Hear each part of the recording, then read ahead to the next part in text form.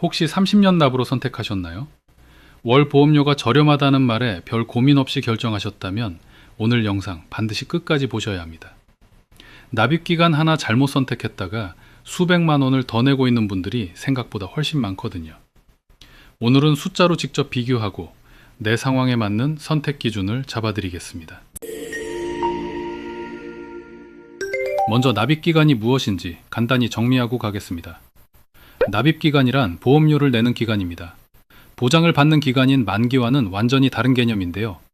예를 들어 90세 만기 보험을 20년 납으로 가입했다면 보험료는 20년 동안만 내고 보장은 90세까지 계속 받는 구조입니다.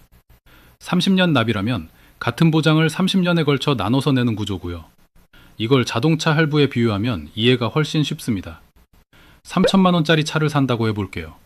36개월 할부로 사면 월 납입금은 높지만 빨리 끝납니다. 60개월 할부로 사면 월 납입금은 낮아지지만 이자가 붙으면서 총 납입금액은 늘어나죠.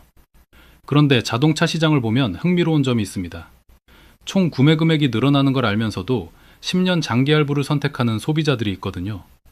당장 매달 나가는 돈을 줄이는 게 현실적으로 더 중요하기 때문입니다. 이 선택이 잘못됐다고 할 수 있을까요? 꼭 그렇지는 않습니다.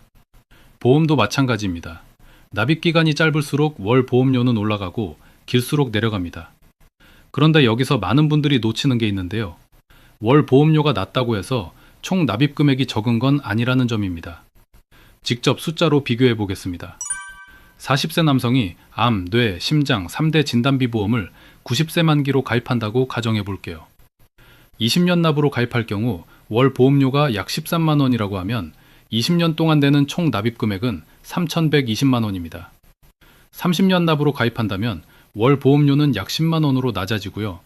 30년 동안 내는 총 납입 금액은 3,600만 원이 됩니다. 결국 월 보험료는 30년 납이 20년 납보다 3만 원 더 저렴하지만 총 납입 금액은 오히려 480만 원 더 많아지게 됩니다. 왜 그럴까요? 친구한테 빌린 돈 120만 원을 갚아야 한다고 해볼게요. 한 번에 갚으면 120만 원이지만 12개월에 걸쳐 나눠 갚겠다고 하면 친구는 이렇게 말하겠죠. 그럼 이자 붙여서 130만 원 갚아. 보험사도 똑같습니다. 납입 기간이 길어질수록 나중에 받는 돈의 가치가 떨어지니까 그 손해분을 미리 보험료에 녹여넣는 거예요. 그래서 30년 납의 총 납입 금액이 20년 납보다 많아지는 겁니다. 결국 보험사는 어떤 납입 기간을 선택하든 손해를 보지 않도록 설계되어 있기 때문에 소비자 입장에서는 오래 나눠낼수록 더 많이 매는 구조가 됩니다. 한 가지 더 짚어볼 게 있는데요. 바로 기회비용입니다. 20년 납과 30년 납의 월 보험료 차이가 3만 원이라고 했는데요. 30년 납을 선택하면 매달 3만 원을 아끼는 느낌이 듭니다. 그런데 이 3만 원을 납입기간 차이인 10년 동안 다른 곳에 쓴다고 생각해 보세요. 저축을 해도 되고 투자를 해도 되고 생활비에 보탤 수도 있습니다. 120개월이면 360만 원이고 여기에 이자나 수익까지 더해지면 그 이상이 되겠죠. 다시 말해 20년 납으로 가입하고 차액 3만 원을 꾸준히 저축하거나 투자한다면 단순히 보험료를 아끼는 것 이상의 효과를 만들어낼 수 있습니다. 단 전제가 있습니다. 절약한 3만 원을 실제로 저축하거나 투자해야 한다는 거예요. 그냥 생활비로 녹아버린다면 이 논리는 성립하지 않습니다. 이 전제를 지킬 수 있느냐 없느냐가 유불리를 가르게 됩니다. 그렇다면 30년 납은 무조건 불리한 걸까요? 꼭 그렇지는 않습니다. 첫 번째는 화폐 가치 하락입니다. 30년 후의 10만 원은 지금의 10만 원과 가치가 다릅니다.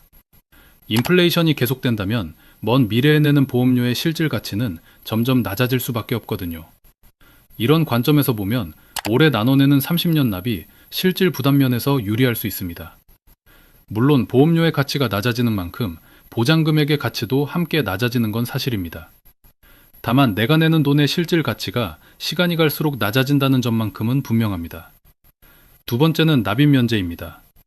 암이나 뇌, 심장 같은 중대질병으로 진단받으면 대부분의 보험에서 이후 보험료 납입이 면제됩니다. 30년 납으로 가입한 후 10년 뒤에 암 진단을 받는다면 남은 20년치 보험료를 내지 않아도 보장은 그대로 유지되는 거죠. 이 경우라면 30년 납이 결과적으로 훨씬 유리한 선택이 될 수 있습니다. 단 반드시 기억하셔야 할 점이 있습니다. 납입 면제는 확정적으로 발생하는 일이 아닙니다. 생기면 다행인 일이지 처음부터 기대하고 선택하는 기준이 되어서는 안 됩니다. 세 번째는 계약 유지율 문제입니다. 40세에 30년 납으로 가입하면 납입이 끝나는 시점이 70세입니다. 소득이 줄어드는 은퇴 이후까지 보험료를 계속 내야 한다는 뜻인데요.